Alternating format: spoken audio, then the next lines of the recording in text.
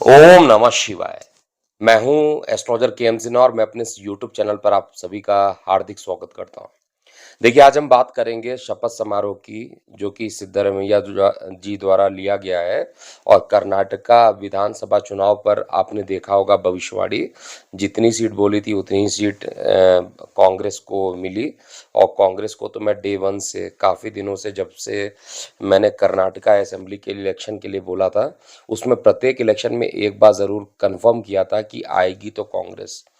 और निश्चित रूप से जो टाइम दिया था मैंने शपथ समारोह का, वो भी 18 मई का दिया था। और 18 मई को डेट भी अनाउंस हो गए थे। उस समय मैं ट्रैवलिंग पे था, और जब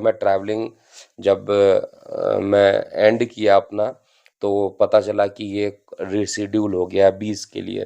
तो 18 का अगर 20 हो गया तो भी कोई दिक्कत नहीं है, लेकिन सबसे महत्वपूर्ण प्रश्न ये हो जाता है यूज़र के लिए कि क्या ये सरकार पूरे 5 साल चलेगी?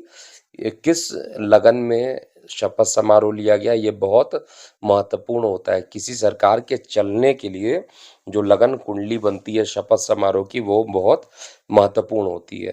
तो आइए हम समझते हैं, और आपकी सुविधा के लिए डिस्प्ले में भी दिखा रहा हूँ चार्ट। अगर आप देखिएगा, जिस समय शपथ समारोह हुआ था, जिसमें मुख्यमंत्री के रूप में सिद्धरामैया और डीके शिव कुमार उप मुख्यमंत्री के रूप में शपथ ग्रहण किए थे। साथ में 8 मंत्री भी इस शपथ समारोह में इन्होंने शपथ लिया था।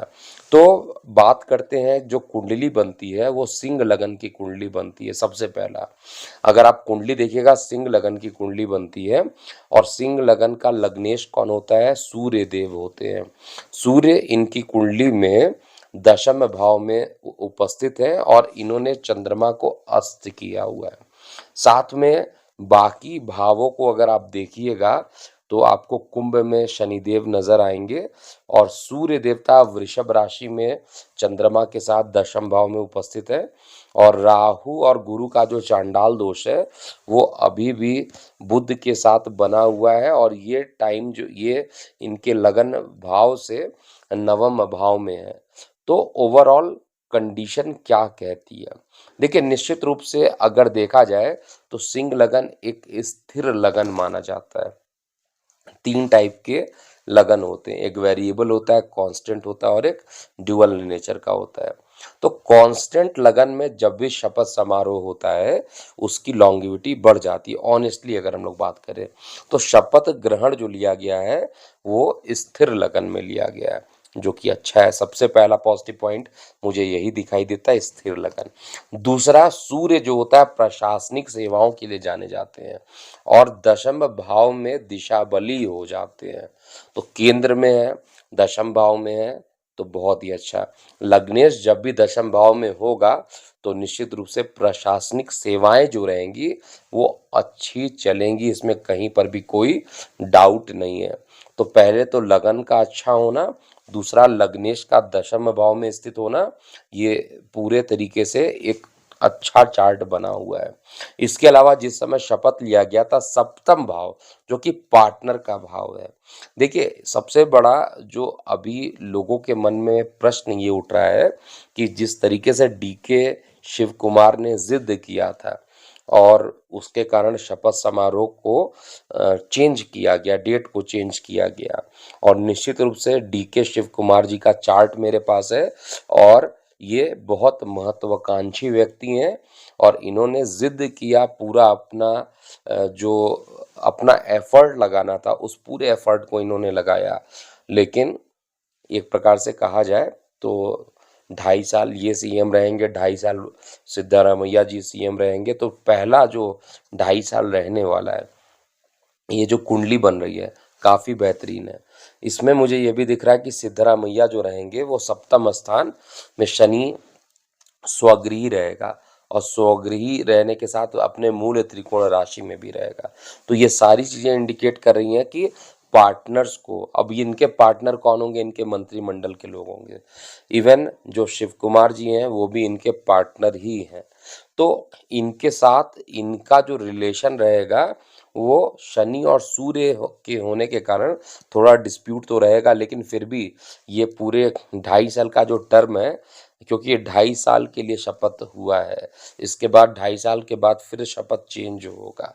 तो अगला जो 2.5 साल रहने वाला है, उसमें ये पूरे तरीके से सिद्धारमैया किसी भी तरीके से आपका ये अपने कार्यकाल को पूरा करेंगे। और फिर बारी आएगी डीके शिव कुमार की। डीके शिव कुमार जिस समय शपथ समारोह लेंगे, उस समय क्या कंडीशन बनेगी, उस पर भी ज़रूर हम लोग वो चेक करेंगे कि किस डेट में वो शपथ लेने जा रहे हैं, क्योंकि शपथ चेंज हो जाएगा। इनको रेजिग्नेशन देना पड़ेगा, फिर सीएम बनेंगे, और जो सीएम है उनको रेजिग्नेशन देना पड़ेगा, वो डिप्टी सीएम बनेंगे। तो ये चीज़ें चलती रहेंगी।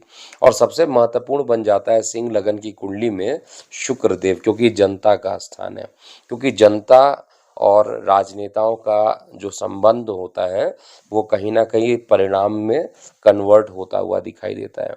तो शुक्रदेव को इस समय अगर आप देखिएगा, तो शुक्रदेव इस समय अपनी राशि को परिवर्तन करेंगे 30 मई को, और ये अपने परम नीच इस जो परम नीच मंगल हैं उनकी राशि में चले जाएंगे और लगन से द्वादश में रहेंगे।